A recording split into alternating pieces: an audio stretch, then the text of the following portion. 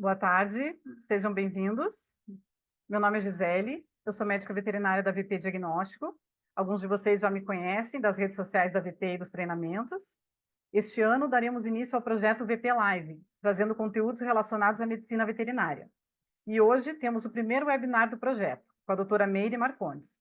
A doutora Meire é médica veterinária formada pela Faculdade de Medicina Veterinária e Zootecnia da USP, é mestre pela Unesp Botucatu, doutora pela USP e tem pós-doutorado na Faculdade de Veterinária da Universidade da Califórnia.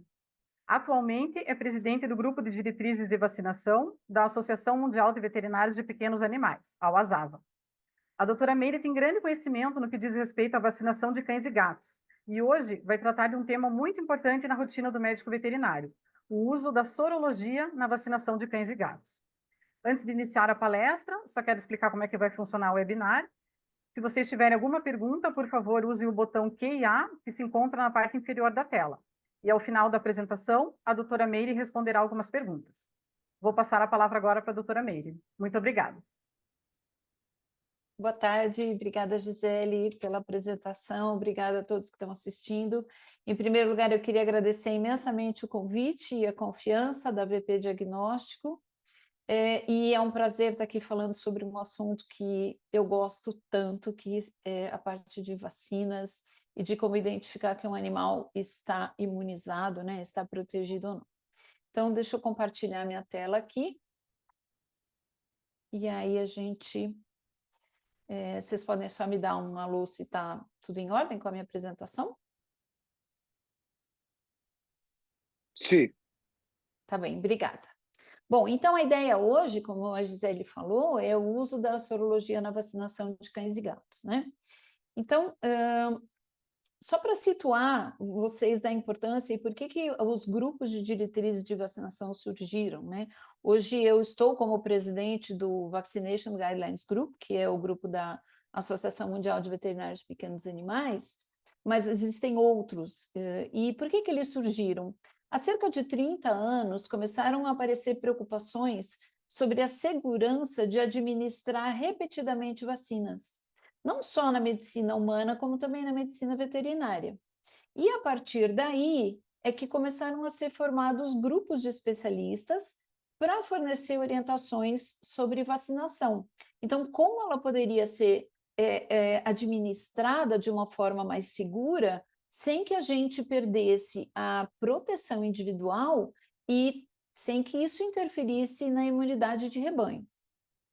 Então, existem vários grupos importantes, né? Eu coloquei aqui apenas alguns deles, e um QR Code que dá acesso aí à página onde vocês encontram os últimos guidelines. Então, a gente tem o Vaccination Guidelines Group, da ASAVA, a gente tem o European Advisory Board on Cat Disease, que é o ABCD, é um grupo europeu, a gente tem a Associação Americana de Hospitais Veterinários, a gente tem a Associação Americana de Veterinários de Felinos, e se vocês lerem todos esses guidelines, vocês vão ver que, na verdade, eles convergem para um ponto que é muito semelhante, né?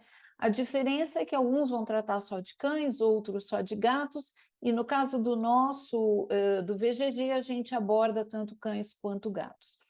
Eu só gostaria de esclarecer que esse QR Code que está aqui, ele vai direcioná-los para o Guidelines que foi publicado em 2016, mas a gente acabou de atualizar um novo e que está em vias de ser publicado nas próximas 2 ou 3 semanas, então logo estará no site do VGG o Guidelines de 2024, que é uma atualização desse que vocês encontram aqui nesse slide. E uma das coisas mais importantes que todos os grupos, né, de diretrizes falam é que a gente tem que tentar auxiliar os profissionais na utilização de vacinas com base no conhecimento científico atual. Então, a ciência está mudando muito, né? Da época que eu me formei para hoje, não dá para comparar a quantidade de conhecimentos que a gente adquiriu. E é isso que os guidelines fazem. Esses grupos de diretrizes, eles tentam trazer o conhecimento mais atual, né? E um ponto muito importante em relação a vacinas é que nós saímos daquele conceito de que o mesmo protocolo serve para todo mundo, e hoje, quando a gente institui um protocolo, nós levamos em consideração os riscos de doenças infecciosas naquela área e entender quais são as vacinas necessárias para cada paciente. Então, a vacinação ela é um procedimento médico e ela tem que ter protocolos individualizados. Eu não posso usar o mesmo protocolo para todo mundo que entra na minha clínica. E essa é a ideia, então, que os grupos de diretrizes de vacinação tentam colocar, né, nas suas diretrizes. E uma preocupação que às vezes a gente encontra é que a recomendação que está nos guidelines ou nas diretrizes, né, elas são diferentes das bulas de vacinas. Por que isso acontece? Em primeiro lugar, é importante entender que todas as diretrizes que são publicadas por esses grupos, elas não são documentos legais, mas, na verdade, elas são uma ponte entre aquilo que foi escrito quando a vacina foi licenciada e o conhecimento científico atual. Porque o que acontece é que quando um laboratório vai licenciar uma vacina para poder, né, comercializar num determinado país, eles vão apresentar estudos que geralmente são estudos curtos, de até 1 ano de duração, e esses resultados servem como base para que haja, então, uma licença de comercialização. Só que daquele momento, às vezes 30 anos atrás, até os dias de hoje, muita coisa mudou. A própria qualidade da vacina mudou. Então, hoje a ciência, ela tem novos conceitos, e é por isso, e é isso que os guidelines fazem. Eles são uma ponte entre aquilo que estava escrito quando foi licenciada e o que a gente sabe hoje. Por isso, a gente pode, sim, seguir as diretrizes, seguir essas recomendações no que a gente chamaria de um protocolo off-label, que, na verdade, nada mais é do que o que a ciência tem mostrado atualmente. Então, não há medo, não há nenhum comprometimento do médico veterinário em seguir diretrizes de vacinação. E eu gosto muito dessa frase, né? O conhecimento científico ele está em perpétua evolução, ele muda de um dia para o outro. E é isso que a gente tenta fazer, tenta acompanhar essas mudanças. E uma das coisas que me perguntam muito, né, e que é muito questionado, é se não seria incorreto, por exemplo, revacinar contra a sinomose, parvo e hepatite, ou gatos contra a panleucopenia, com vacinas vivas modificadas a cada 3 anos, mesmo que a bula diga que a duração da imunidade é de 1 ano. Entendam que, quando os estudos foram realizados, eles tiveram uma duração de 12 meses. Essa é a resposta imune mínima, é a duração de imunidade mínima que a vacina confere. Não quer dizer que estudos foram conduzidos por mais tempo e que só houve uma imunidade por 1 ano. Não é isso, muito pelo contrário. Então, inúmeros estudos de pesquisadores independentes já demonstraram que, quando eu uso uma vacina de vírus vivo modificado, a imunidade ela é de muitos anos, às vezes ela dura a vida inteira.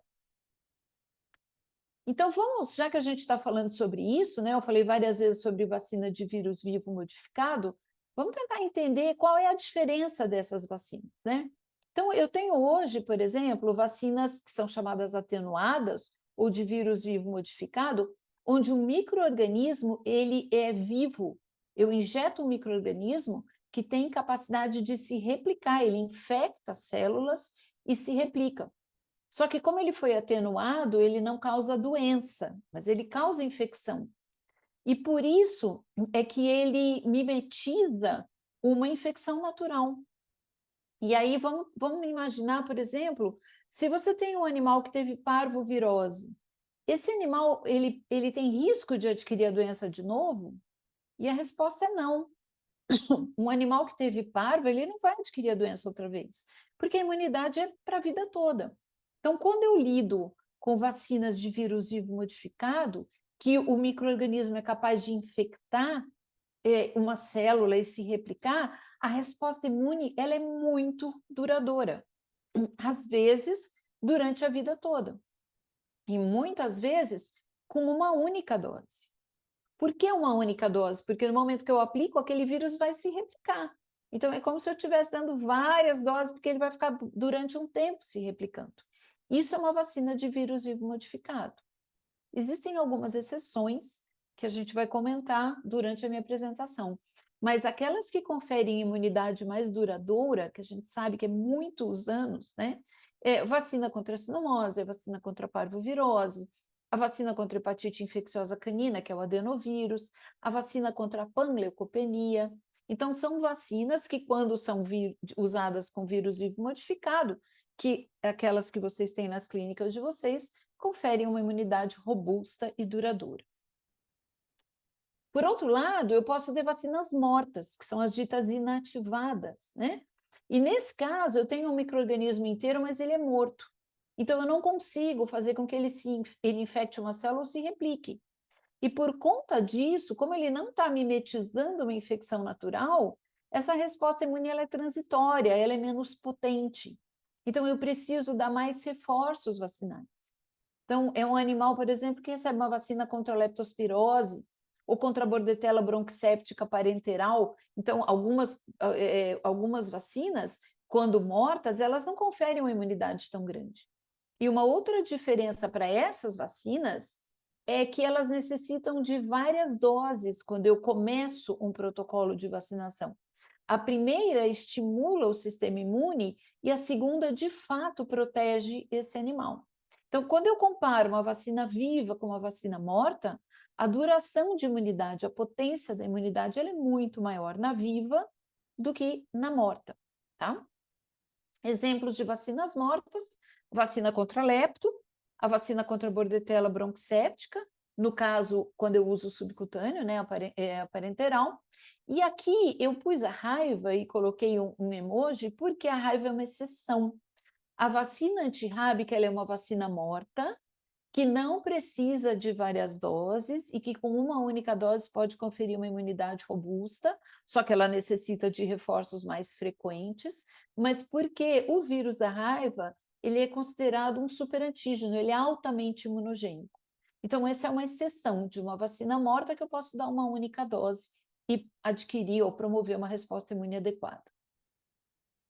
Então, se vocês olharem esses dois gráficos, eu acho que dá para entender que na parte superior aqui, olha, quando eu faço uma vacina morta, na primeira dose eu tenho um estímulo inicial da produção de imunoglobulinas que vai cair, né? A IgG acaba caindo um pouco. Na hora que eu faço a segunda dose, aí eu vou chegar num certo platô.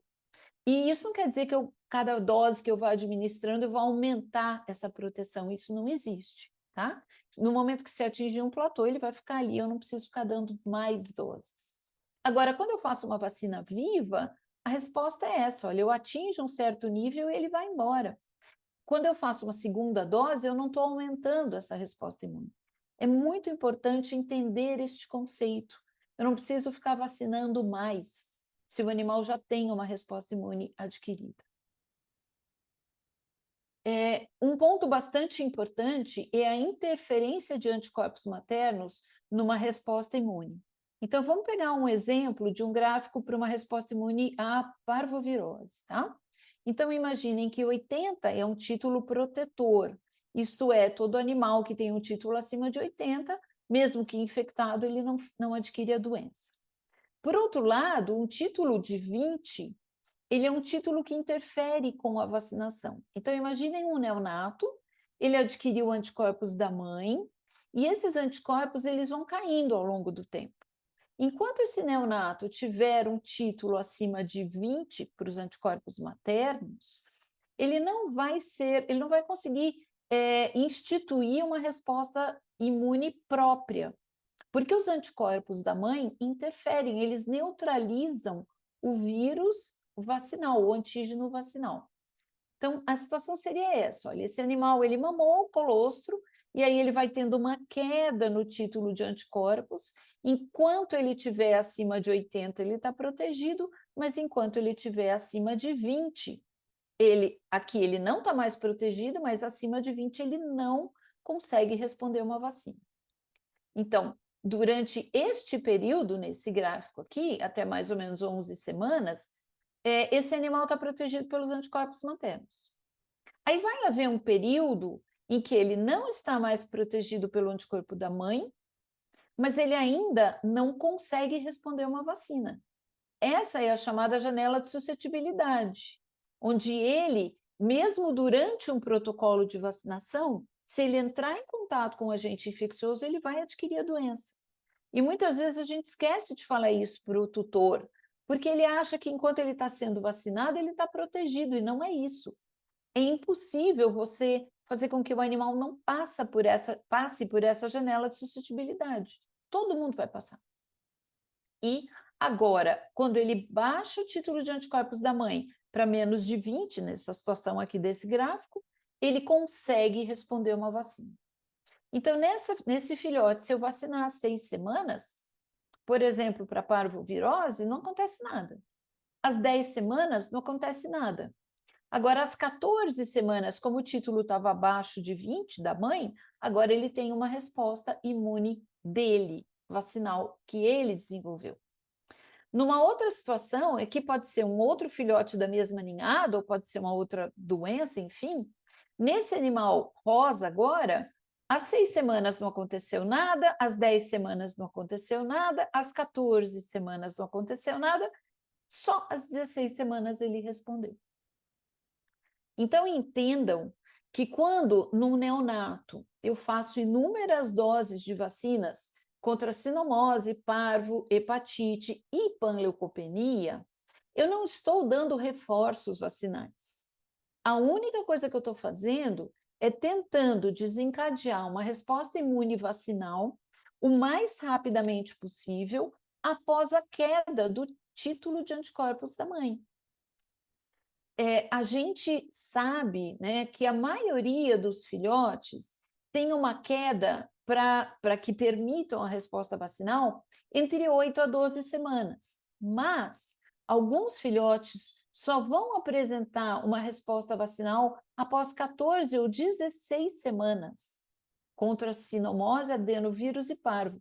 Parvo é o mais difícil, é o mais tardio, porque os anticorpos, da meia-vida dos anticorpos para parvo, ela é maior, então eles costumam durar mais. Eu não tenho como saber quando vai ser a janela de suscetibilidade. Isso varia entre filhotes da mesma ninhada. Depende do título da mãe, mas depende de quanto cada filhote mamou de colostro. Então, eu não consigo saber. E é por isso que eu faço inúmeras doses até tentar imunizar. Eu posso, por exemplo, imunizar o mesmo animal. Ele pode ser imunizado às, por exemplo, 12 semanas contra sinomose, porque ele já não tem mais anticorpo da mãe, mas só responder uma vacina de parvo às 16. Tá? Por isso a gente vai fazendo sequencialmente. À medida que o anticorpo vai caindo, ele vai respondendo. Eu gosto muito desse trabalho, que é um trabalho que foi publicado em 2017, e eles avaliaram 600 possíveis causas, né, ou animais com falhas de imunização contra parvo. Foi um trabalho desenvolvido na Austrália. E eles verificaram que a idade de administração da última dose foi o maior fator de risco para falha vacinal. Inclusive com vacinas que tinham dentro do protocolo, né, do fabricante, terminar às 12 semanas de idade. Porque no momento que a vacina foi lançada, há 20 anos atrás, que os estudos foram feitos, provavelmente a maioria dos filhotes já tinha perdido anticorpos maternos às 12 semanas. Hoje a gente sabe que, inclusive, pela melhora de qualidade de vacinas e por essas mães transferirem uma quantidade maior de anticorpos, esse filhote pode manter anticorpos até 16 semanas, como eu falei. Então, esse estudo mostrou que, na verdade, a interferência de anticorpos maternos é a principal causa da falha e que quanto mais tardiamente a última dose for administrada, menor o risco de falha vacinal. Esse outro estudo avaliou gatos. Eles avaliaram a resposta sorológica a gatos. As fêmeas, as mães, tinham sido vacinadas com vacinas inativadas. E por que isso chama atenção? Porque eles usaram vacinas mortas, que não conferem uma imunidade tão robusta. E aí eles pegaram os 27 filhotes, os gatinhos, né, que mamaram colostro dessas fêmeas, e vacinaram esses gatinhos às 8, 11 e 14 semanas. E eles verificaram que 40% destes filhotes, desses gatos, tinham títulos insuficientes para panleucopenia às 17 semanas. Então, vejam, eles mamaram colostro de uma mãe que não recebeu uma vacina tão potente, vamos dizer assim, e ainda assim, às 17 semanas, 40% dos filhotinhos não tinham feito uma resposta imune para a panleucopenia. Olha que importante que é isso. Nesse outro estudo, eles pegaram 64 gatos e vacinaram filhotes, e vacinaram às 8, às 12 e às 16 semanas, que é o protocolo que a maioria dos guidelines hoje fala, com 3 diferentes vacinas de vírus vivo modificado. E aí eles perceberam que quase 40%, 36,7% desses gatinhos não respondeu à vacinação após as 3 doses. A maior parte dos filhotes ainda tinha anticorpo da mãe entre 8 e 12 semanas, que é quando os laboratórios falam para terminar o protocolo, e alguns filhotes possuíam anticorpos maternos às 20 semanas contra a panleucopenia. Então, isso é extremamente importante, porque embora o próprio VGG e todos os outros grupos recomendem que a última dose de vacina seja feita nesse protocolo inicial com 16 semanas ou mais, eu posso não ter imunizado um filhote contra a panleucopenia, porque alguns ainda têm anticorpos maternos às 20 semanas. Obviamente que é uma porcentagem pequena, mas lembrem que, pela lei de Murphy, é o paciente que você vai pegar. É o gato da sua sogra, é o gato da sua namorada, é esse animal que pode ter anticorpos. E às vezes as pessoas falam para mim, mas a mãe era vacinada tão corretamente para, sei lá, para parvovirose ou para panleucopenia, agora o filhote ficou doente. Por quê? Exatamente por isso. Porque aquela gata ou aquela cadela que foi vacinada adequadamente durante a vida e que tem um alto título de anticorpos, ela está transferindo esse alto título para a ninhada. Então, essa ninhada vai demorar mais para responder, porque essa ninhada vai ter mais anticorpos por mais tempo. O título foi alto que eles mamaram, entenderam? Então, a gente tem que lembrar disso. Então, vamos imaginar aqui uma situação para sinomose, parvohepatite, né, e panleucopenia. Depois eu vou explicar por que eu não estou falando de cálice e herpes vírus aqui. Então, a nossa recomendação é que se você começar um protocolo, por exemplo, às 6 semanas, e fizer um intervalo de 4 semanas, então se eu fizer uma vacina às 6, às 10 e às 14 semanas de idade, eu não posso parar este protocolo aqui. Eu preciso fazer mais uma dose às 16 semanas ou mais tarde. Por que eu não dou um intervalo muito grande? Porque eu não quero que ele tenha uma janela de suscetibilidade muito grande. Então, geralmente, eu faço 14 e vou fazer 16 de novo. E aí, a última dose de vacina, ela deve ser aplicada às 26 semanas, que são 6 meses de idade. Essa é uma recomendação do VGG desde o nosso guidelines de 2016, só que aí a gente dizia entre 6 meses e 1 ano. Nesse novo, que vai ser publicado agora, daqui a 2, 3 semanas, a recomendação é exatamente às 26, que é 6 meses de idade. Por que isso? Por que a gente fazia um reforço com 1 ano? Na verdade, esse termo reforço está errado. Isso não é um reforço vacinal. Existia, ou sempre existiu, uma recomendação de uma revacinação 1 ano depois, para tentar pegar aqueles filhotes que não foram adequadamente imunizados quando pequenos e imunizá-los agora nessa próxima vacinação, nessa próxima consulta de 1 ano. Só que isso funciona muito bem num país que não tem a doença de uma forma tão grande como a gente tem, por exemplo, no Brasil. Eu não posso deixar um filhote descoberto, imunologicamente falando, das 16 semanas até 1 ano de idade, para depois achar que eu imunizei esse filhote. Então, a recomendação do VGG e, por exemplo, a Associação Felina, a Associação Americana de Veterinários Felinos, a AFP, o ARRA, os outros guidelines seguiram a nossa linha e também tem essa indicação de revacinar esses animais aos 6 meses. Porque quando eu vacino às 26 semanas ou 6 meses, eu não tenho anticorpo da mãe mais. Então, não existe a menor chance de eu ter uma interferência de anticorpos maternos. Portanto, eu não esperaria até 1 ano, mas eu revacinaria às 26 semanas. Em relação a herpes e cálice vírus, no nosso país a gente tem vacinas que são de panleucopenia com herpes e cálice.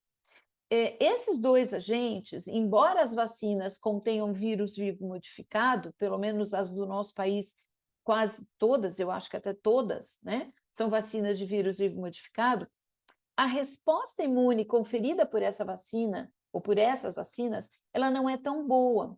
São vírus respiratórios que não dependem só de imunidade humoral, mas também de imunidade celular e de imunidade local. Então, quando eu vacino um gato contra herpes e cálice vírus, eu tenho uma resposta, mas eu não tenho uma imunidade estéril. Esse gato ele pode se infectar. Ele vai diminuir replicação viral, ele vai ter sintomas mais brandos, mas ele pode adquirir a infecção, ele pode ficar doente, tá?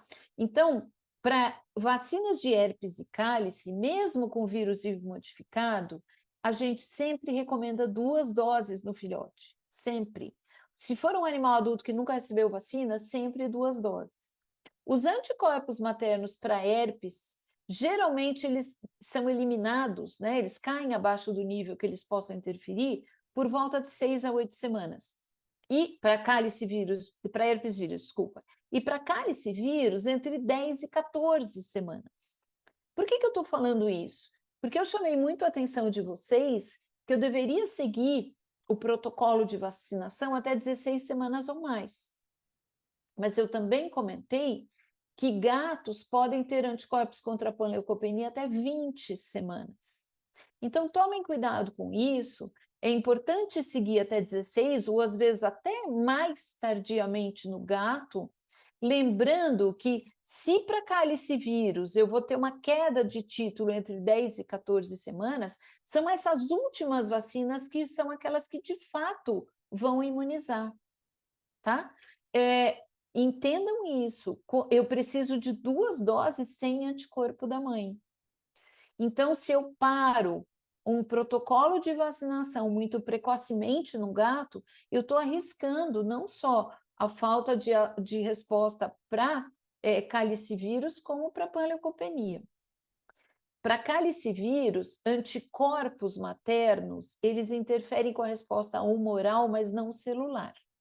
Então, vai haver uma resposta, mesmo numa vacina na presença de anticorpos maternos? Vai. O problema é que eu não tenho como medir, a gente não mede imunidade celular em gatos, e nem em cães, é muito difícil. Então, eu não consigo saber se houve uma resposta. Mas, para herpes e cálice, a resposta imunicelular, ela acontece mesmo na presença de anticorpos da mãe. Eu só não sei como medir.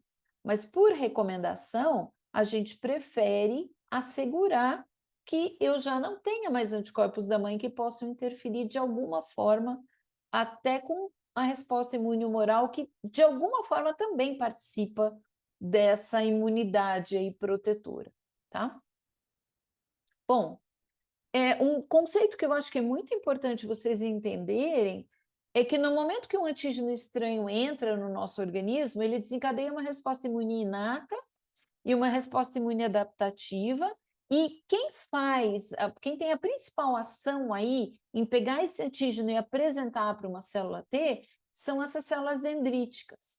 Então, a célula dendrítica, ela captura esse antígeno, processa e leva ele para um linfonodo. E aí ela apresenta esse antígeno que foi processado para um linfócito T, que a gente chama de naive, que é um linfócito que ainda não entrou, não se diferenciou. No momento que ocorre essa ligação, né, essa apresentação do antígeno, você vai ter uma proliferação de linfócitos, depois uma diferenciação em vários tipos de linfócito. Então, linfócito T helper, citotóxico, natural killer, linfócito B. Dependendo do tipo de antígeno que foi apresentado, eu vou formar mais, ou uma particularidade, aí um tipo de células em especial. Mas o que eu quero que vocês entendam é que, embora tudo isso aconteça, e essa diferenciação seja extremamente importante, eu também formo células de memória. Eu formo linfócitos T de memória e linfócitos B de memória. E essas células, quando este antígeno encontrar de novo o organismo, né, quando o sistema imune encontrar o mesmo antígeno, essas células de memória se diferenciam muito rapidamente e permitem uma resposta imune muito rápida. Então, às vezes, o animal não tem anticorpo na circulação, porque anticorpo é uma proteína, ele pode acabar um dia, mas ele está protegido pelas células de memória. E a gente vai ver isso em alguns trabalhos, tá bom? Então, naquela história inicial que eu falei, né, de 30 anos atrás, quando começou a haver essa preocupação de estamos vacinando muito, os grupos de diretrizes resolveram classificar as vacinas em essenciais, opcionais e não recomendadas. A vacina essencial é uma vacina que todo cão e gato de uma determinada região geográfica, onde ele vive ou para onde ele viaja, deve receber. As vacinas opcionais é aquela que você, médico veterinário, vai definir de acordo com o risco, com o estilo de vida. Então, só um animal que de fato está em risco, ele deve receber essa vacina. E as vacinas não recomendadas são aquelas que não existem evidências científicas suficientes para justificar o seu uso. Eu vou focar hoje só nas vacinas essenciais. Então, para cães, houve uma mudança.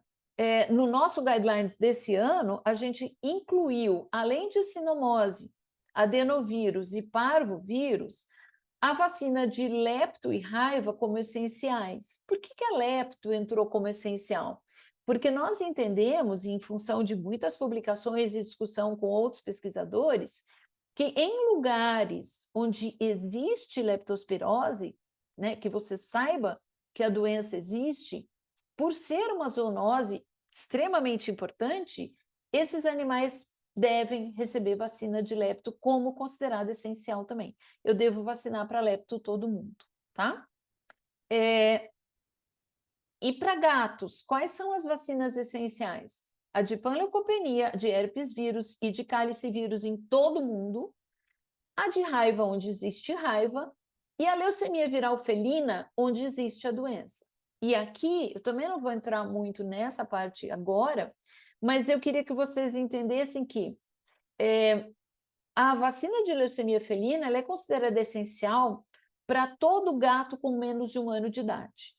Por que a gente recomenda isso? Primeiro, porque eles são os mais suscetíveis a adquirir a doença, e segundo, porque você não sabe qual é o tipo de vida que esse gato vai ter dali para frente. Então, a gente recomenda a vacina de leucemia para todo filhote, com uma revacinação 1 ano depois, e a partir daí vai depender do risco, do estilo de vida desse animal. Se é um gato em risco de adquirir leucemia, ele vai continuar sendo vacinado. Se é um gato que não tem risco, está isolado, mora num apartamento, 18º andar, não sai, esse gato não precisa receber vacina. Se mais para frente ele mudar do ambiente dele, for para uma casa com quintal, onde ele tenha contato com outros gatos, onde ele esteja em risco de adquirir infecção, ele vai voltar a ser revacinado. Existe um conceito muito importante que é quando eu vacino um filhote e eu formo células de memória num animal jovem, esse animal vai responder adequadamente, mesmo que ele passe anos sem receber vacina, ele vai responder super bem a uma vacinação quando for mais idoso. Se você nunca vacinou um animal e começar a vacinar quando ele já é idoso, a resposta não é tão boa. Por isso que a gente foca muito em vacinação de filhotes. Então, para as vacinas essenciais de cães, sinomose, adenovírus e parvovírus, nós recomendamos começar entre 6 e 8 semanas de idade, repetir a cada 2 a 4 semanas até 16 semanas ou mais. A gente recomenda 2 semanas para ambientes muito contaminados, tipo abrigos. Fora disso, o protocolo deve ser 3 a 4 semanas, tá?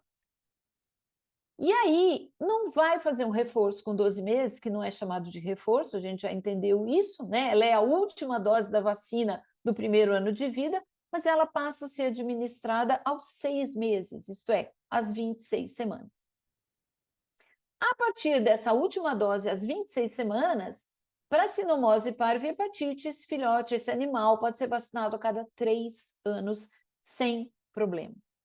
Se o cão já tem mais de 6 meses, ele não tem mais anticorpos maternos interferindo, uma única dose destas vacinas, se for vírus vivo modificado, que são as que a gente tem no nosso país, é capaz de imunizar. Então, entendam que se o filhote chegou para um protocolo de vacinação com 7 meses ou com 6 meses de idade na sua clínica, você não precisa fazer 3, 4, 5 doses. No máximo 2, porque a gente sabe que no Brasil a lepto está junto, a bordetela está junto, e essas precisam de 2 doses. Mas eu não preciso fazer todo o protocolo de novo, tá? E a pergunta que sempre me fazem é: nós temos um desafio muito grande em relação à sinomose e a parvo no Brasil, não é arriscado vacinar a cada 3 anos? Eu volto à minha explicação inicial, não. Quando a gente vai num centro de saúde humano, você não toma todas as vacinas que tem lá toda a vida. Você toma de acordo com o protocolo, de acordo com a duração de imunidade. As vacinas para veterinária, que são comercializadas no Brasil com duração de imunidade de 1 ano, em muitos países já mudaram a bula e elas são comercializadas com duração de imunidade de 3. A vacina é a mesma. O problema é que não é fácil mudar a bula de uma vacina. Inúmeros trabalhos mostram que 3 anos é totalmente seguro. E os não respondedores? Aqui tem um problema, porque às vezes as pessoas falam: mas ele foi vacinado direitinho quando filhote, e aí com 2 anos ele adquiriu sinomose, eu devia ter vacinado todo ano. Você testou sorologicamente esse animal para saber se ele respondeu à vacina quando filhote? Esse é um dos pontos que a sorologia é muito importante. A gente vai falar sobre ela. E os idosos?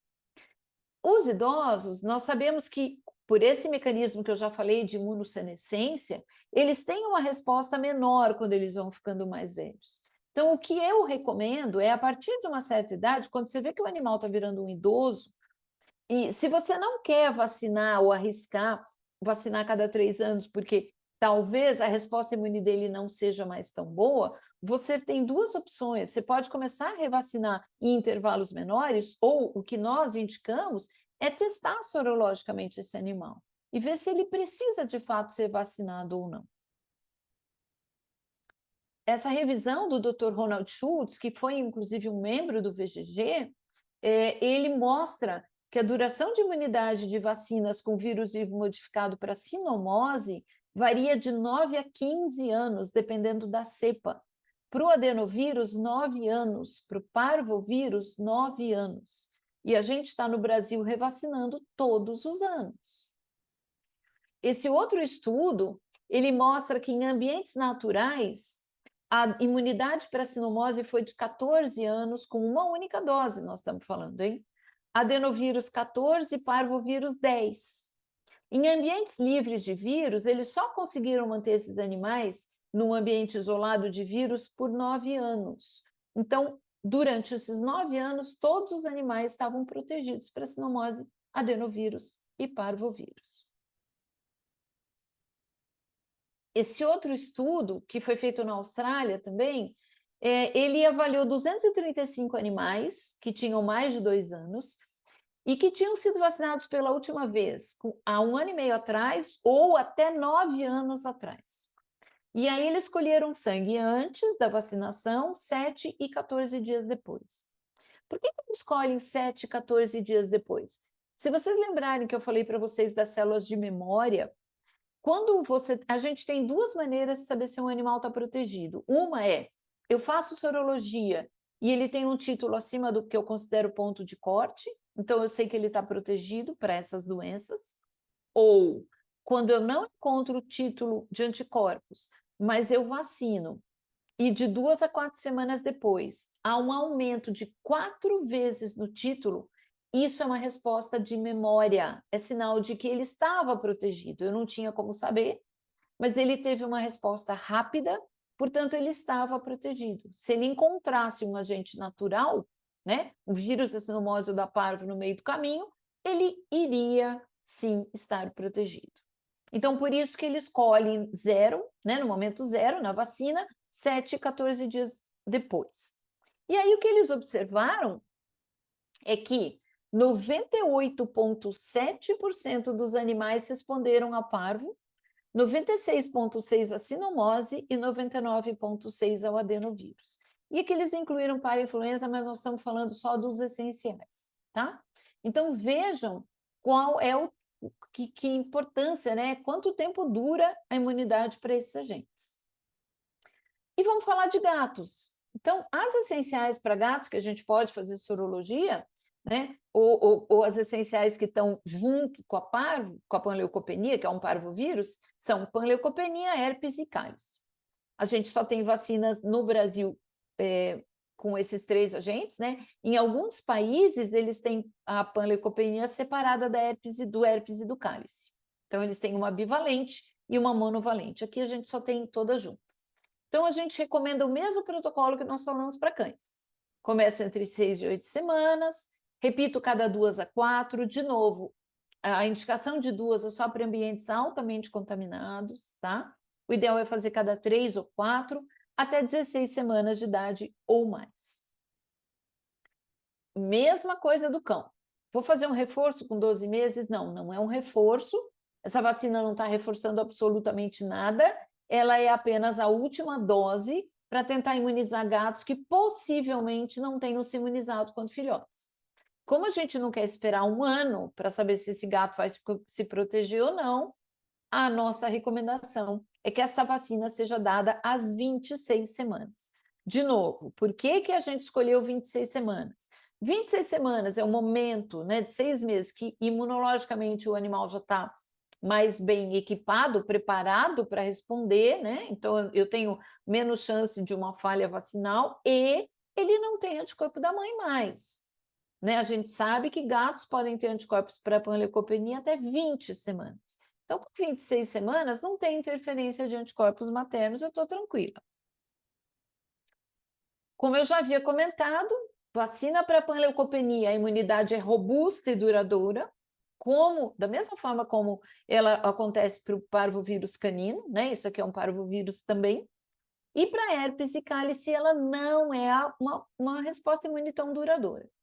A gente discute muito ainda, tem muitos trabalhos divergindo, tem trabalho que mostra que você pode até revacinar para herpes e cálice cada 3 anos, que o gato estaria protegido. A nossa opinião do VGG é que a gente não deve arriscar. Em lugares onde existe herpes e cálice, esses gatos devem ser revacinados anualmente, exatamente porque a proteção não é tão robusta. Então, gatos de baixo risco, após essa última dose, às 26 semanas, eles podem receber vacinas a cada 3 anos. O que é um gato de baixo risco? É um gato solitário, é um gato que não sai de casa, não visita hotel, não tem acesso ao exterior. Esse gato poderia receber, inclusive, herpes e cálice cada 3. Só que lembrem de uma coisa, se você vive numa parte do país onde existe muito caso de herpes e cálice, às vezes você está levando o gato no veterinário por alguma outra causa e ele se infecta no veterinário porque tem um gato espirrando ali na porta. Então, depende muito do que você considera risco ou não. Um gato de alto risco, que é gatos que vivem com outros gatos, gatos que visitam hotéis, gatos que têm acesso ao exterior, às vezes aquele gato não sai de casa, mas outros gatos entram, ou um dos gatos sai e volta. Então, esses gatos todos precisam receber vacinação anual para herpes e cálice. Então, como no Brasil a gente não tem herpes e cálice separado, vai ter que tomar todas juntas. Panleucopenia, herpes e cálice virose todos os dias. Esse trabalho, ele avaliou a resposta de anticorpos ao vírus da panleucopenia. Então, eles pegaram 112 gatos adultos, que tinham mais de 1 ano, a última dose da vacina tinha sido há mais de 1 ano, eles eram FIV e FeLV negativos, tá? E eles receberam 1 dose de vacina de vírus vivo atenuado contra a panleucopenia e foi avaliado anticorpo antes, 7 e 28 dias após, né? Então, eles tinham sido vacinados há mais de 1 ano. Eles identificaram, eles consideraram que qualquer gato que tivesse um título acima de 40, eles seriam considerados gatos protegidos. Ou gatos que tivessem uma resposta adequada à vacinação, que é um aumento de 4 vezes no título. E olha que interessante, 64% dos gatos tinham títulos protetores naquele momento inicial. 4,5% dos gatos foram considerados não respondedores. Quantos gatos vocês testam para saber que o gato é não respondedor? Para mim, esse é um percentual muito grande de gato que você pode achar que está protegido e não está. Somente 47% dos gatos teve um aumento de 4 vezes no título. E aqui, veja a importância disso. Nenhum dos gatos com elevados títulos pré-vacinação aumentou 4 vezes. O que significa isso? Aquilo que eu falei no início. Se eu já tenho um título X de anticorpos, vacinar em cima disso, quer dizer, um animal que já tem um título alto, não vai mudar nada, não vai aumentar mais esse título. Na verdade, você não teria indicação nenhuma de vacinar. Provavelmente, esse título alto, ele neutraliza o vírus vacinal antes que esse vírus estimule o sistema imune. E aí a recomendação desses autores é que a gente deveria avaliar o título desses animais antes de revacinar contra a panleucopenia. E por que isso? Porque a gente sabe que gato, o lema do gato é vacinar sempre que necessário, mas o menos possível. É muito importante isso. Então, a gente não fica vacinando o gato à toa. Então, eles mostraram que gatos que tinham títulos acima de 160 não se beneficiaram da revacinação. Por isso, eles sugerem sempre testar esses gatos antes de vacinar. Esse outro estudo, eles avaliaram 272 gatos com mais de 2 anos que tinham sido vacinados entre 1 ou mais de 4 anos. E eles colheram a amostra de sangue do mesmo jeito, antes, 7, 14 dias depois, e eles viram que 96,7% eles eram positivos para panleucopenia. Eles avaliaram cálice e herpes, mas eu já vou comentar depois porque que para nós hoje, esse trabalho é um trabalho mais antigo, hoje a gente não considera. Então, se eu tenho um gato com mais de 26 semanas ou um gato adulto, uma única dose de panleucopenia imuniza, mas no caso de herpes e cálice não, eu preciso de 2 doses, portanto, no Brasil eu não tenho escolha, eu vou sempre vacinar com 2 doses e inicialmente um gato. E agora, como é que eu sei que o meu paciente está protegido, né? A gente falou do não respondedor, será que a gente está identificando não respondedores? Existe uma forte associação entre anticorpos séricos e proteção contra sinomose, parvo, adenovírus, que é a hepatite infecciosa canina, né? E panleucopenia. Tem anticorpo, está protegido.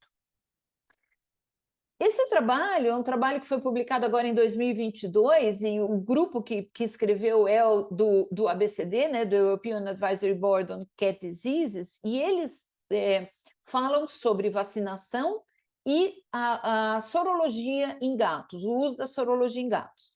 E eles mostram claramente que não existe correlação entre título de anticorpos e proteção para herpes e para cálice vírus.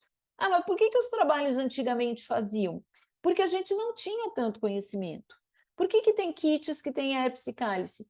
Porque quando eles foram desenhados, o conhecimento era diferente. Hoje a gente tem novas informações. Então, não está errado quem fez trabalho, quem tem kit. O problema é que hoje a gente entende, e porque nós temos mais ferramentas, que a presença de anticorpos num gato contra herpes e contra cálice vírus não quer dizer que ele esteja ou não protegido.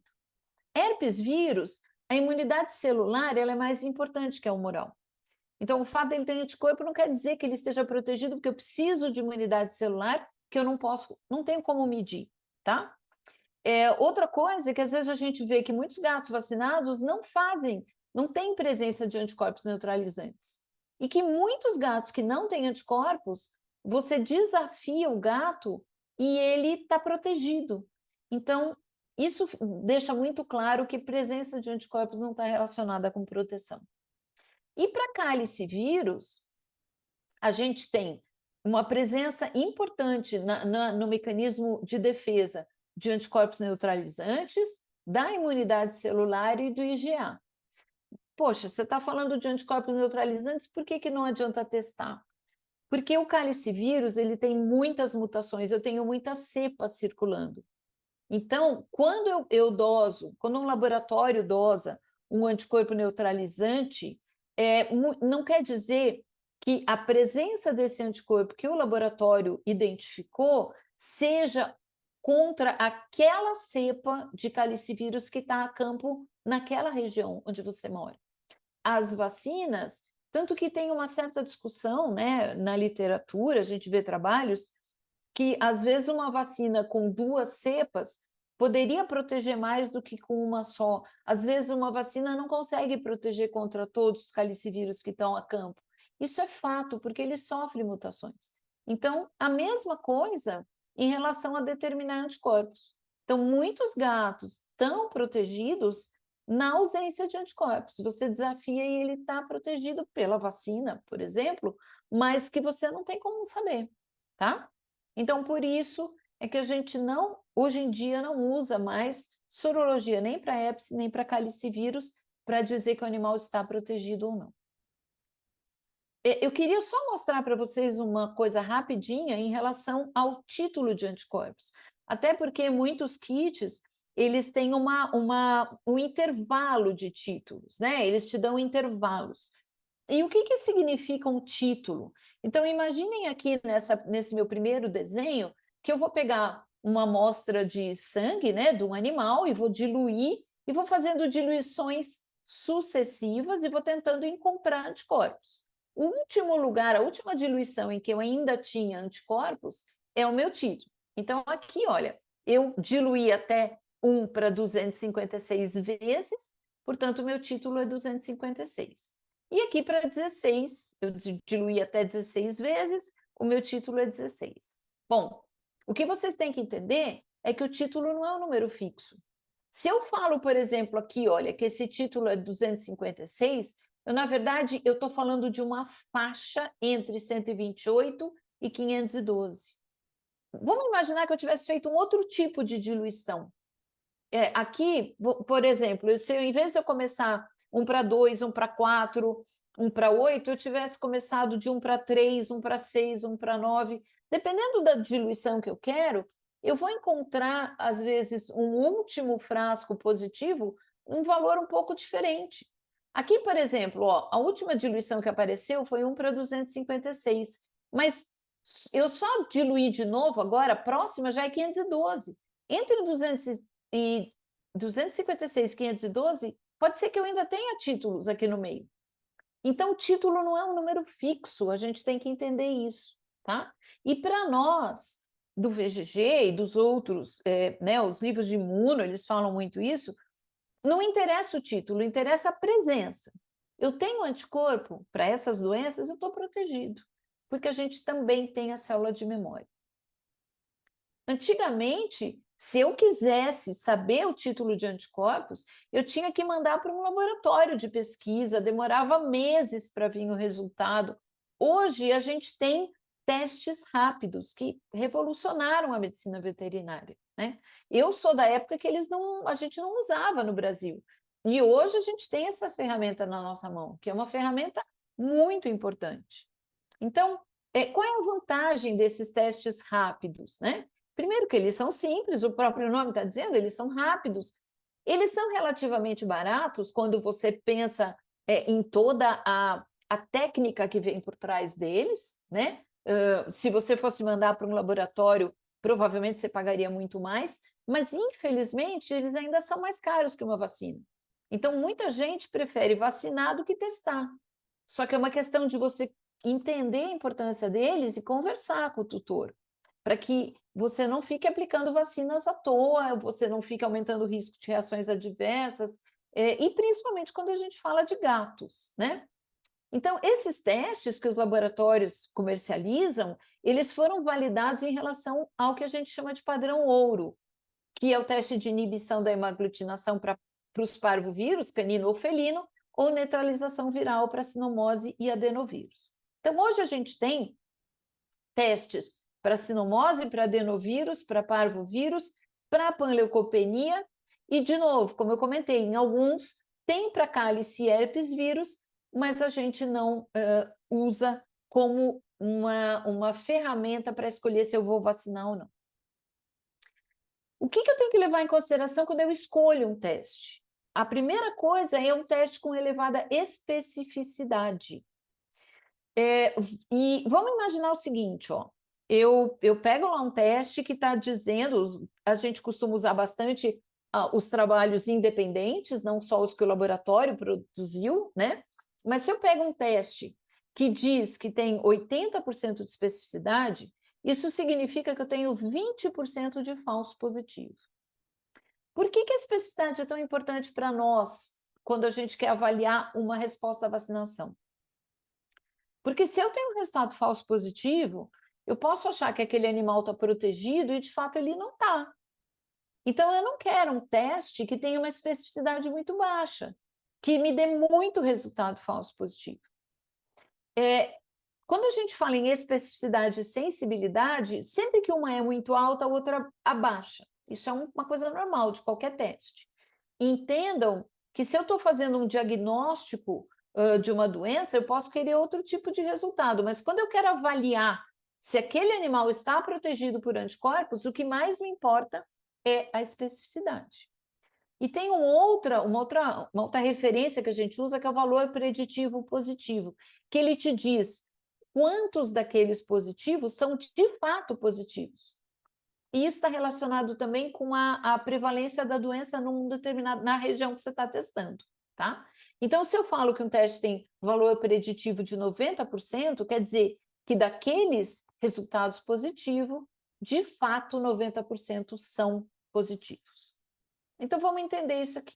Bom, esses trabalhos foram trabalhos publicados há pouco tempo por um grupo alemão, e eles avaliaram vários kits que tem no mercado, compararam 4 kits em relação a diagnóstico de sinomose, parvo e hepatite. Chamou muito a atenção do meio científico, porque eles evidenciaram nesses estudos que animais doentes e animais com doenças crônicas, esses testes, alguns deles tiveram uma especificidade muito baixa. Quando eu falo num animal doente, eu não estou muito preocupada, porque ninguém vai vacinar um animal doente. Então, eu não vou testar um animal doente para ver se eu vou vacinar ou não. E surgiu uma preocupação em relação aos animais com doença crônica. Por exemplo, um animal que tenha, sei lá, um diabetes, um animal que tenha uma doença renal crônica. Isso nos preocupa um pouco, mas, inclusive no trabalho de sinomose deles, onde o resultado foi o pior, e num determinado momento os autores comentam que talvez possa ter acontecido algum problema com o padrão ouro deles, já que os testes todos foram positivos num número X de animais e o padrão ouro foi negativo. Então, um pouco de coincidência que todos os testes tenham se comportado mal, né? Mas, independente disso, eu acho que nós dados com animais com doenças crônicas para a gente entender melhor se realmente esses testes não funcionam ou funcionariam de uma maneira pior, tá? A princípio, eu gostaria só de comentar, porque se alguém leu, acho que é importante esse comentário. E para perceber que também pode ter havido um problema com o teste ouro deles. Por outro lado, esse outro trabalho, que foi publicado avaliando animais em relação à sinomose, né, que foi uma preocupação nos outros estudos, e aqui eles não compararam 4 testes, eles usaram só o VaciCheck e usaram o padrão ouro, que foi vírus neutralização, né, a neutralização viral. E aí o que eles consideravam? O padrão do laboratório de neutralização viral, o ponto de corte era o 16 e o VaciCheck considera no kit 32. Quando eles usam o valor do VaciCheck com o 16, que é o do laboratório, eles observaram uma especificidade de 93,5%. que é o que a gente quer, né? Então, menos de 7% de falso positivo. Isso é um valor muito alto e bastante bom. Esse outro estudo avaliou 563 amostras, 431 cães eram cães de proprietários, e eles pegaram 132 cães que eram pathogen free, né, que não tinham contato com nenhum agente, com nenhum patógeno na vida ainda. Usaram o teste ouro e usaram o Vacicheck, e avaliaram para parvo, sinomose e adenovírus. Para a sinomose, o resultado da especificidade foi um pouco mais baixo, 87,5%, que ainda é bom, mas comparado com os outros, a gente vê que foi um pouco inferior. 90% para adenovírus e 94% para o parvovírus. Então, esses foram os valores que esse outro estudo encontrou. E aí, para gatos, né? Esse estudo ele foi feito em 3 abrigos na Flórida, um estudo antigo de 2011. Eles avaliaram 356 amostras de gatos, né?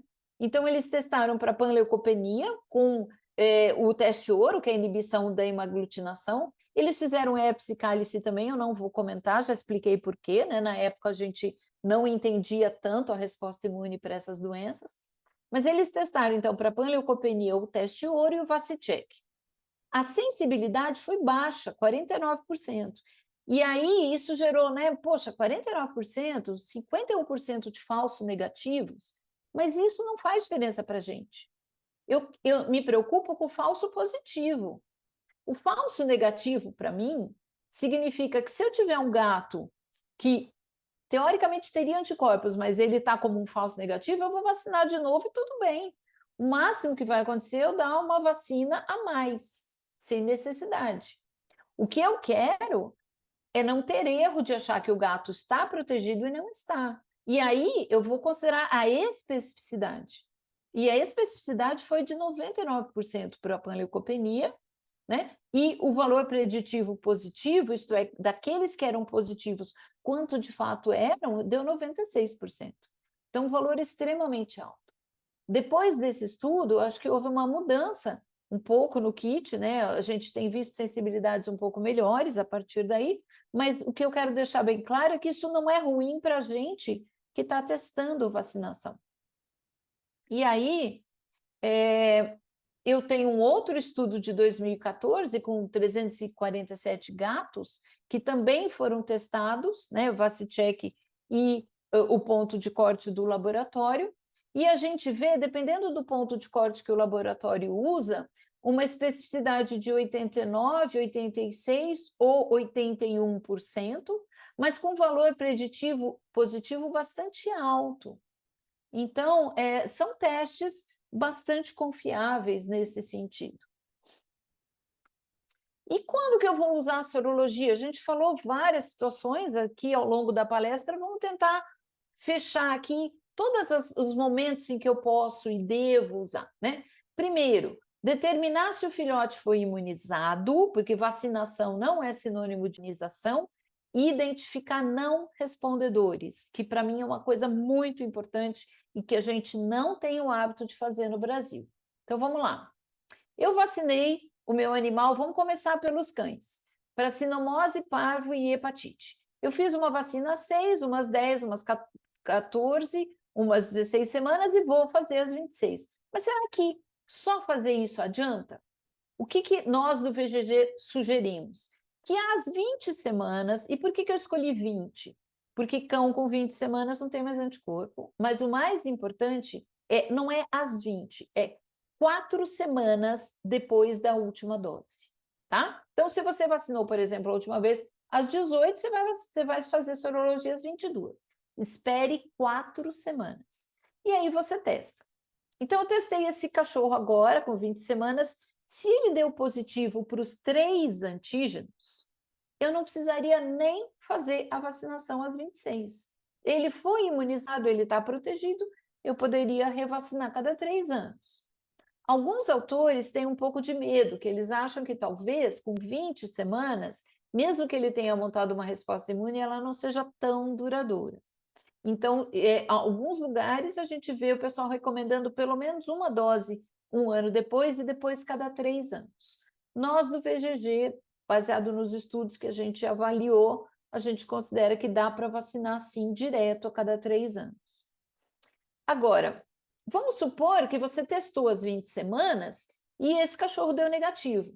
Dificilmente ele vai dar negativo para os 3 antígenos. Provavelmente ele vai dar negativo para um só. Vamos supor parvo. O que eu faço? Eu revacino e repito sorologia em 4 semanas. A gente recomenda, às vezes, revacinar com outra vacina, só por desencargo. Muda o laboratório. Provavelmente não vai mudar, porque o padrão das vacinas internacionais é muito bom e a gente não vê discrepâncias. Mas se você quiser, mude o laboratório. Testa de novo. Se você testou agora com 24 semanas, 4 semanas após, e este animal tem uma resposta positiva, agora eu posso revacinar cada 3 anos, estou tranquilo. Se esse animal continua negativo, ele é um não respondedor. Para mim, essa é a principal função, é o primordial num esquema de vacinação de um filhote. Porque se eu não identificar esse filhote agora, nesse momento, mais para frente ele tiver uma doença, eu vou achar que esse animal teve uma doença por falha vacinal, porque a vacina não prestava, porque eu não revacinei todos os anos, quando na verdade ele pode ser um não respondedor. Eu precisava saber aqui, porque aí eu já vou mudar a vida inteira desse animal, né? Na maneira como eu conduzo a vida dele dali para frente. Agora vamos pegar o gato. O gato com panleucopenia, eu mostrei para vocês que para os trabalhos tem gato com 20 semanas com anticorpo. Então eu não vou testar, Meire, não vou testar um gato com 20 semanas, porque se ele der positivo, pode ser que seja o anticorpo da mãe. Então eu sugiro começar a testar gatos com 22 semanas. Então eu testei um gato com 22 semanas ou 4 semanas pós-vacinação, tá? Mesmo esquema do cão. E aí, se ele deu positivo para panleucopenia, eu posso revacinar cada 3 anos. Se esse gato deu negativo, eu tenho que revacinar esse gato. Mesmo esquema, posso usar outra vacina e repito sorologia em 4 semanas. Agora, com 26 semanas, se a sorologia deu positiva, estou tranquila. Para panleucopenia, ele está protegido, poderia revacinar cada 3 anos. Agora, e se der negativo? É um gato não respondedor.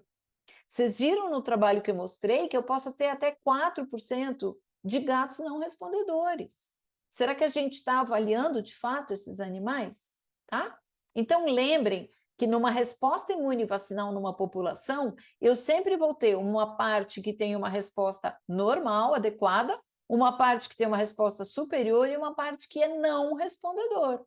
Como que você sabe? Só com teste sorológico. Quando o VGG fez uma visita para o Brasil, nós fizemos um questionário para os veterinários, para saber quantos ainda atendiam panleucopenia. 53% dos veterinários que responderam ao nosso questionário disseram que ainda atendem casos de panleucopenia.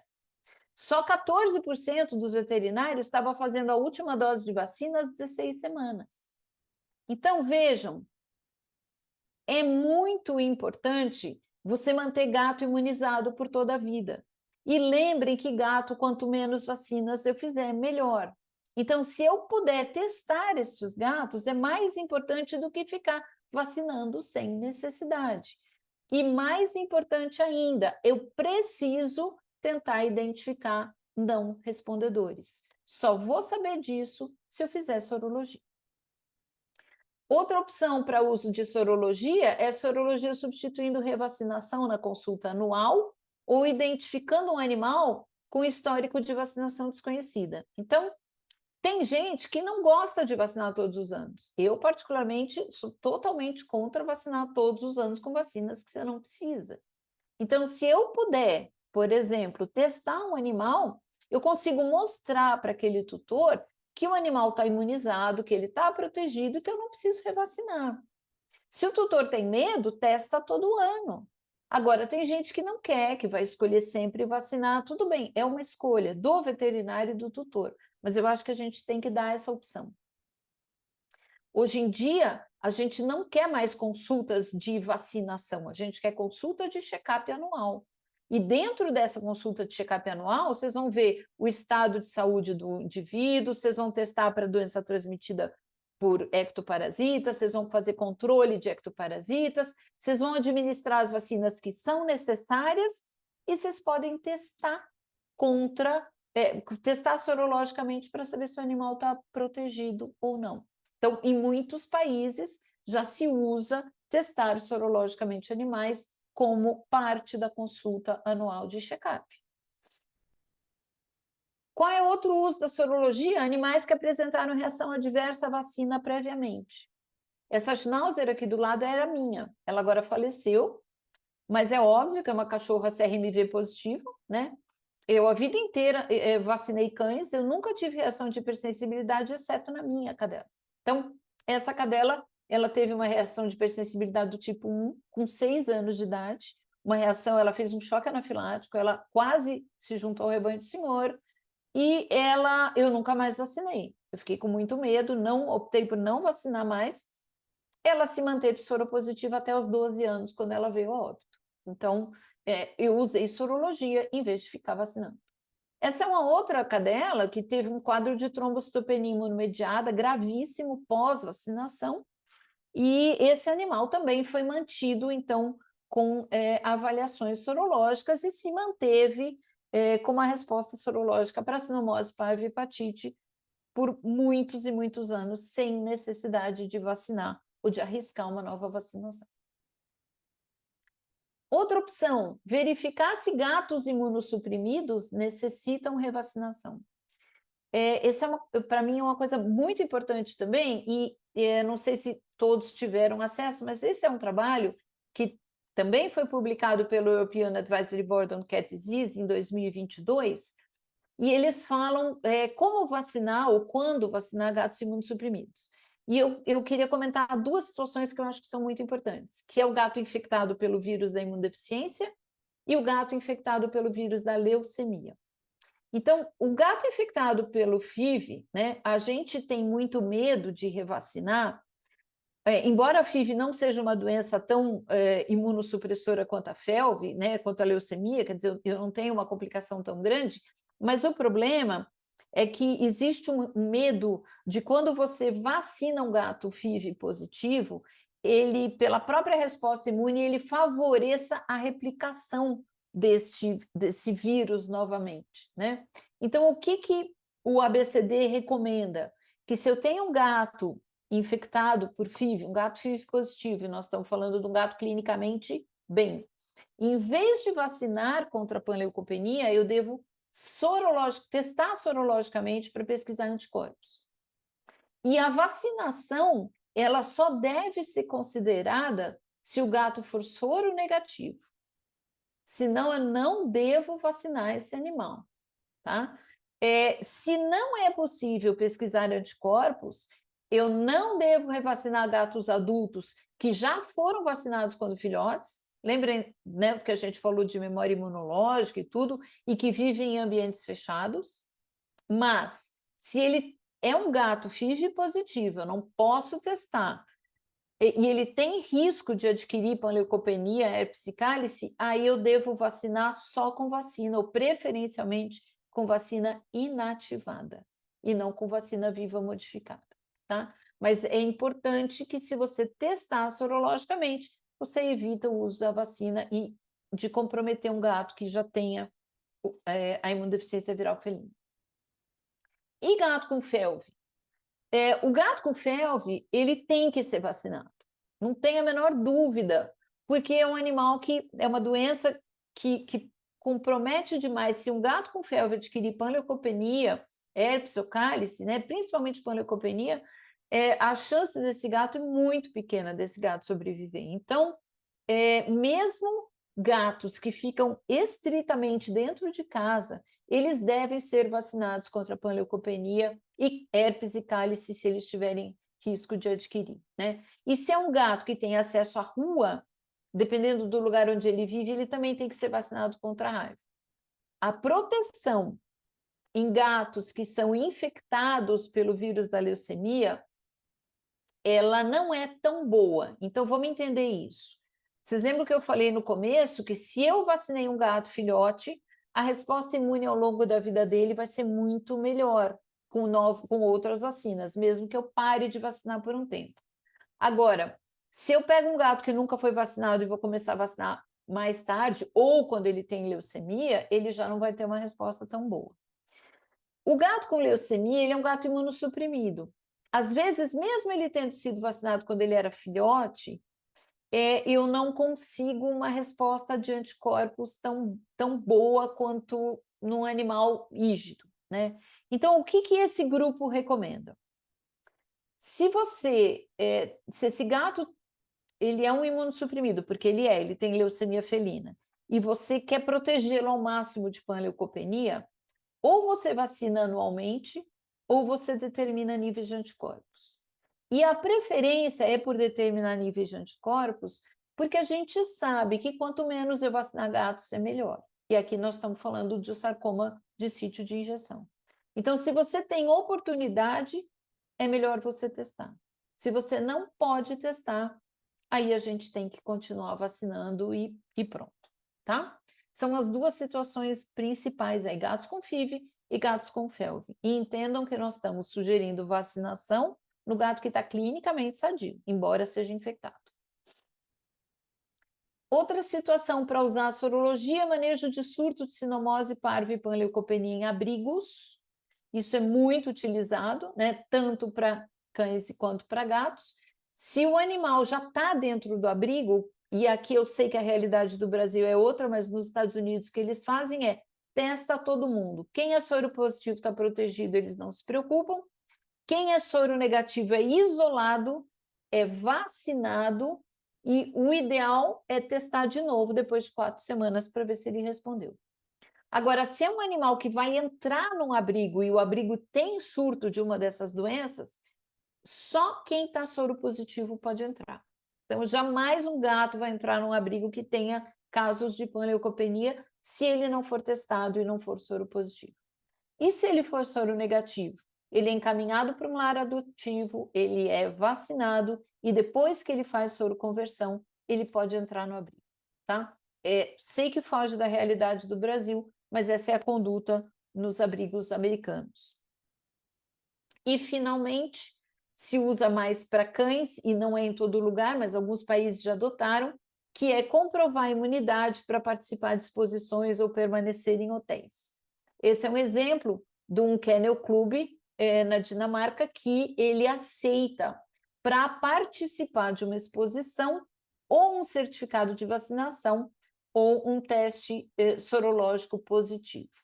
Qualquer um desses dois é aceito da mesma forma. Era isso que eu tinha para falar para vocês. Eu queria agradecer quem assistiu até agora e eu me disponho aí a responder possíveis perguntas. Muito obrigada.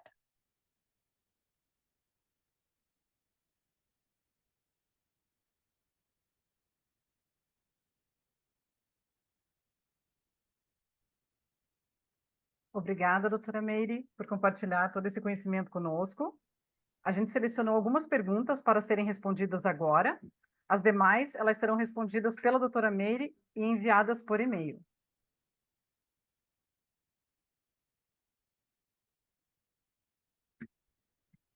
Então, a primeira pergunta, na sua opinião, qual a principal indicação do uso de sorologia para a pesquisa de anticorpos? Deveríamos fazer em todos os pacientes?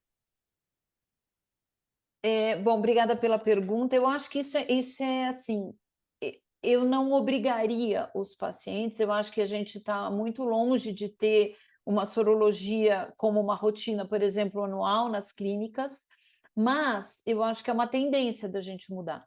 Na minha opinião, e eu trabalhei em lugares onde o poder aquisitivo das pessoas não era tão grande, mas na minha opinião, é extremamente importante a gente testar filhotes.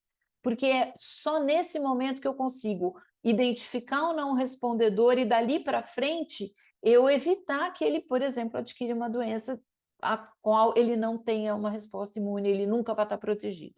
Agora, como eu mostrei naquele caso da reação adversa da minha cadela, né, e eu faço isso de rotina nos animais da família, né, eu acho que testar é extremamente vantajoso e a resposta é, eu não tomo todas as vacinas todos os anos que estão num centro de saúde. Então, se eu puder testar todos os anos e postergando esse momento da revacinação, eu faço. E eu acho que é importante. Mas eu entendo que alguns veterinários ainda não tenham adquirido essa rotina, não costumam fazer isso.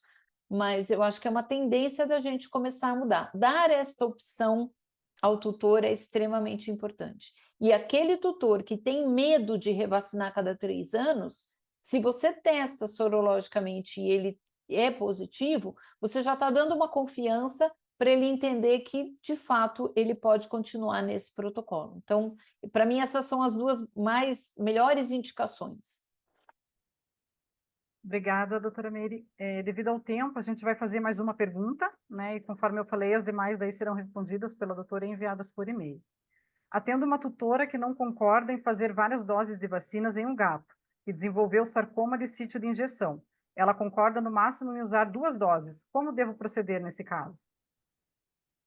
A gente vê, às vezes, tutores de gatos com medo de darem muitas doses por conta de sarcoma de injeção. A minha conduta seria: as últimas doses são as mais importantes, eu quero fugir dos anticorpos maternos. Então, se eu não posso fazer antes, eu tentaria manter esse gato no isolamento o máximo possível. Não estou falando que isso é o ideal, de forma nenhuma. O ideal seria fazer todo o protocolo, mas se eu não tenho outra opção, eu vou deixar para fazer essa vacinação no momento em que esse gato já tenha perdido anticorpos maternos. Então, eu começaria, por exemplo, com 16, faria 16 e 20 semanas, ou se eu puder até isolar mais, eu faria 20, 24 semanas. Se puder testar, e aí eu acho que é importante testar, que o medo é do sarcoma, vale a pena testar 4 semanas depois para ver se de fato se imunizou. Ok. Em nome da VP Diagnóstico, eu agradeço a doutora Meire pela excelente palestra e a todos que participaram desse webinar. Boa noite. Obrigada. Boa noite.